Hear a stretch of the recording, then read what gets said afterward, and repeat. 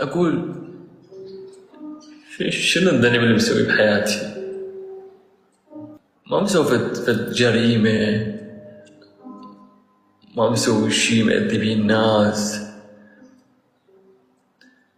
شنو ذنب إذا أنا على فطرتي كل شوية الناس؟ شنو ذنب إذا أنا عفوي ويا الناس؟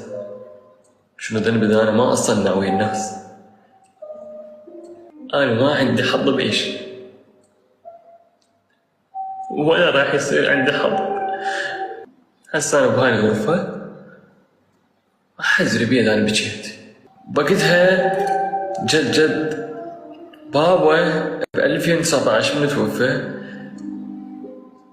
هذا نص راح وياه. قلبي ميت يتعوفونه، خاطر الله شوي